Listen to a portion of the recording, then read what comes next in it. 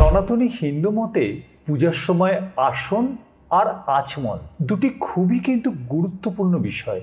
সঠিকভাবে এদের ব্যবহারে যে কোনো পূজার বিধি সুসম্পন্ন হয়, তার সাথে সাথে আরাধ্য দেবতাও খুশি হন।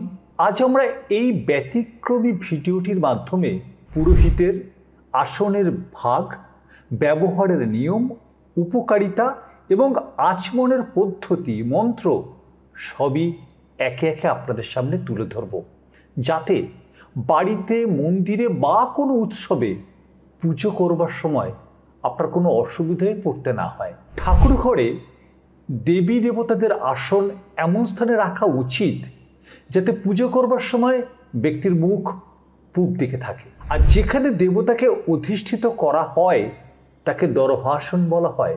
আর পুরোহিত বা সাধক ভক্ত যেখানে বসে তাকে আসন বলে। মনে রাখতে হবে, মেঝেতে বসে বা মাটিতে বসে কখনো জপ, পূজা, উপাসনা এসব করা উচিত নয়। এর ফলে বিশুদ্ধ পুজোর পুণ্য ওই মেঝেতে বা মাটিতেই স্থানান্তরিত হয়। তাই পুজোর পৃথক আসন থাকতে হবে। শুদ্ধ কাঠের চৌকি, মাদুরের বা পাতার আসনে বসে পুজো করলে অনেক সমস্যা দূর হয়, পরিবারের শান্তি ফিরে আসে। কম্বলের আসন। কম্বলের আসনে বসে পুজো করাটা সর্বশ্রেষ্ঠ বলে মনে করা হয়। এতে সঠিকভাবে পুজোর রীতিও মানা হয়।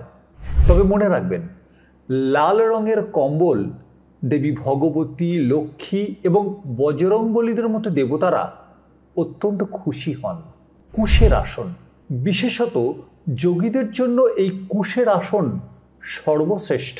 কুশ নামক ঘাস থেকেই তো এই আসন তৈরি। ভারতীয় শাস্ত্রীয় পুরাণ বলে দেবতাদের শরীর থেকেই এই কুশের উৎপত্তি। তাই এই আসনে বসে পুজো করলে সর্বসিদ্ধি লাভ হয়। মন্ত্র সিদ্ধ করবার জন্য কুশের আসন অত্যন্ত প্রয়োজনীয় একটা বিষয়। তবে মনে রাখবেন, পিণ্ডদান বা শ্রাদ্ধ কর্ম অর্থাৎ পরলৌকিক কাজ করবার জন্য কুশের আসন একেবারেই ব্যবহার করা উচিত নয়। হরিণের চামড়ার আসন। প্রজ্ঞা, ব্রহ্মচর্য, আধ্যাত্মিকতা, বৈরাগ্য সিদ্ধি, শান্তি বা মোক্ষ প্রদানের আসন হল হরিণের চামড়ার আসন। এতে বসে পুজো করলে ইন্দ্র সংযমিত হয়। তবে গৃহস্থ জীবনের সাধক বা ভক্তদের এই আসন ব্যবহার করা উচিত নয়। বাঘের চামড়ার আসন। বিশিষ্ট সাধু, সন্ন্যাসী, যোগী এবং স্বয়ং শিব বাঘের চামড়ার আসনই ব্যবহার করেন ধ্যান বা পূজার সময়। এই আসনে শুদ্ধ চিত্তে সাধনা করলে ধনবৈভব, ভূসম্পদ, পদপ্রতিষ্ঠা লাভ করা যায়। ভগবানের আশীর্বাদও মেলে খুব তাড়াতাড়ি। এবার আসি আসনে বসার নিয়ম। কোনো নতুন আসনে বসবার আগে তার পুজো করা উচিত। অল্প জল ও ফুল আসনের তলায় রাখুন। কখনোই পুজোয় অন্য আসন ব্যবহার করবেন না। আসনে বসার পর পূর্ব বা উত্তর দিকে দেবতার সামনে ঘিয়ের একটা প্রদীপ জ্বালাবেন। প্রদীপ জ্বালানোর সময় এই মন্ত্রটি জপ করুন: ওম অগ্নিজ্যোতি পরম ব্রহ্ম দীপ জ্যোতির্জনার্দন দীপ হরতে মে পাপং দীপ জ্যোতি নমস্তুতে।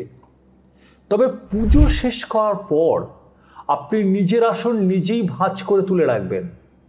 অন্য কেউ যেন আপনার এই আসন স্পর্শ না করে। যে আসনে বসে পুজো করছেন তার নিচে একটা ত্রিকোণ মণ্ডল এঁকে আসনের ওপর একটা ফুল রাখুন। তারপর বলুন: এইতে গন্ধপুষ্পে অংহিং আধার শক্ত কমলা আসনায় নমঃ। এরপর আসনটা ধরে আপনাকে বলতে হবে: আসন মন্ত্রস্য মেরুপৃষ্ঠ ঋষি স্থূলতং ছন্দ কূর্ম দেবতা আসন উপবেশন বিনিয়োগ।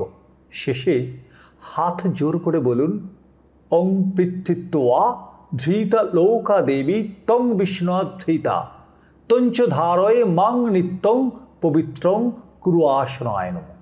এবার আসি আচমন বিষয়ে। আচমনের দুটি অংশ। প্রথমটি মূল আচমন প্রক্রিয়া আর দ্বিতীয়টি আনুষঙ্গিক ভগবান বিষ্ণু স্মরণ। আচমন মন্ত্রটি ওং আকারযুক্ত শুদ্ধ বিষ্ণু নাম উচ্চারণ সহ আরও কয়েকটি প্রতীকী ক্রিয়া।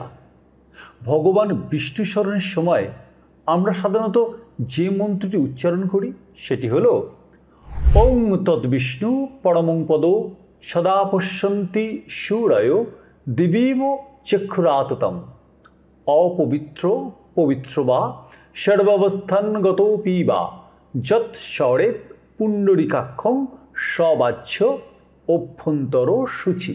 কেউ কেউ বিষ্ণু স্মরণ মন্ত্রের সঙ্গে আরও দুটি পংক্তি জুড়ে দেন, সেটি হল অং মাধব মাধব বাচি মাধব মাধব হৃদি স্মরন্তি সাধ্য সর্বে সর্বকার্যেষু মাধব। এবার আসি আচমন পদ্ধতি। আচমন শব্দের অর্থ শুদ্ধ, পবিত্র, নির্মল শীতল জল দিয়ে যে কোনো ধর্মানুষ্ঠানে অংশগ্রহণের আগে দেহটাকে শুদ্ধ করে নেওয়া। সকাল ও সন্ধ্যা উপাসনা করার আগে অবশ্যই আচমন করা উচিত। আচমন পাত্রে জল দিয়ে 3 বার আচমন করতেই হয়। তারপর বসে প্রাণায়ামের মাধ্যমে রেচক, পূরক ও কুম্ভক করে প্রাণ বায়ুকে স্থির করতে হয়। এবার আসি নিয়মে। ডান হাতের তালু গরুর কানের মতো করে একটা মাসকলায় ডুবতে পারে সেই পরিমাণ জল নিন। তারপর ওং বিষ্ণু মন্ত্রে পান করতে হয়। 3 বার ওই জল পান করবেন মন্ত্রটিকে বলে। তারপর বুড়ো আঙুলের পেছন দিকটি দিয়ে ওষ্ঠ ও অধর ডান দিক থেকে বাঁ দিকে 2 বার মার্জনা করে সামান্য জলে হাতটা ধুয়ে নিন। ডান হাতের নির্দিষ্ট আঙুলের ডগা দিয়ে একে একে এই স্থানগুলিকে স্পর্শ করুন। প্রথমে তর্জনী, মধ্যমা, অনামিকা একসঙ্গে করে ওষ্ঠ ও অধর স্পর্শ করুন। এরপর হাতটা ধুয়ে নিন। তারপর বুড়ো আঙুল আর তর্জনী, ডান ও বাঁ নাক স্পর্শ করুন। এরপর বুড়ো আঙুল, অনামিকা স্পর্শ করবেন ডান ও বাঁ চোখ, ডান ও বাঁ কান। তারপর বুড়ো আঙুল ও কোড়ে আঙুল স্পর্শ করবেন নাভি। আবার হাতটা ধুয়ে নিন। এরপর করতল দ্বারা হৃদয় স্পর্শ করুন। এরপর সকল আঙুলের ডগা দিয়ে মাথা, ডান ও বাঁ বাহুমূলকে স্পর্শ করুন। তবে যারা এগুলো করতে পারবেন না তারা শুধু ওং বিষ্ণু এই মন্ত্রে জলপান করেই আচমন করতে পারেন। এইভাবেই বিশুদ্ধভাবে পুজো করবার আগে আপনি আচমনটা সেরে নিন। তাহলে আপনার পূজার প্রক্রিয়া শুদ্ধ হবে, ভগবান প্রীত হবে। এই ভিডিওটি যদি ভালো লেগে থাকে অবশ্যই আমাদের চ্যানেলের লাইক বটনটাকে আগে ক্লিক করুন। আর এই ধরনের ভিডিও আরও তাড়াতাড়ি আরও বেশি করে পেতে অবশ্যই আমাদের চ্যানেলটিকে সাবস্ক্রাইব করবেন। প্রত্যেকে ভালো থাকবেন। নমস্কার।